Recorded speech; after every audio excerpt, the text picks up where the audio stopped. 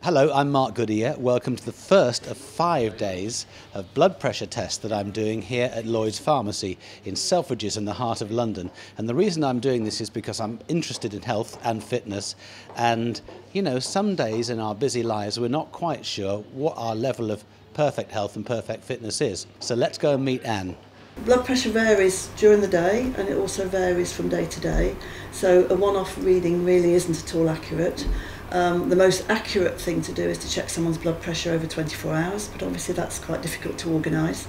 So what we recommend you do is you have your blood pressure checked every day, and then we see what the variation is, and then at the end of the week we can have a discussion on the way forward if there's any problem there. How many people in this country do have high blood pressure? Approximately 16 million people, which equates to 1 in 3 people, which is quite an alarming amount. And people are walking around with high blood pressure without any symptoms at all, so they don't know that they've got any sort of problem.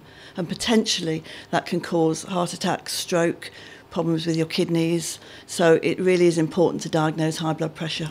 Once you diagnose it, how easy is it to deal with? It can be controlled very easily using tablets. Sometimes it takes a while to find the best tablets for an individual, but it can be well controlled. So let's talk about the results then. What did you find? Right, your blood pressure today is actually elevated, I would say, indicating at this particular moment in time you're suffering from some kind of hypertension.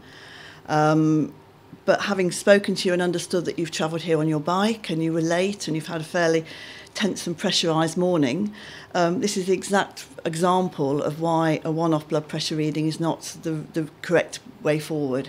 You need to do regular blood pressure readings, probably over a week, to be able to see the actual effect of someone's blood pressure, whether it is a real problem or whether it's just the circumstances.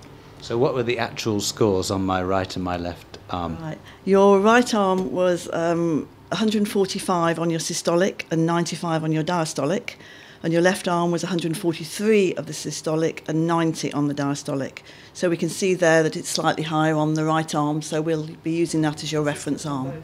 And this experience I've had of having, a morning on the show, rushing to do an interview, rushing to get my blood pressure checked, that's probably not ideal, is it? Absolutely not, no. It's much better to come nice and calmly and sit quietly for a while so that your blood pressure sort of stabilises. But even in that situation, other things affect blood pressure, like the environment you're in. There's a well-known syndrome called white coat syndrome. If someone goes to their doctor, or even though they're not wearing a white coat, they get themselves all screwed up and really nervous, and that elevates their blood pressure. And they reckon about 15 to 30% of the population suffer from that. Okay, so tomorrow, I'm calm, you won't wear your white coat, and we'll see where we get to. That sounds a very good idea, yes. Thanks, Anne. Thank you.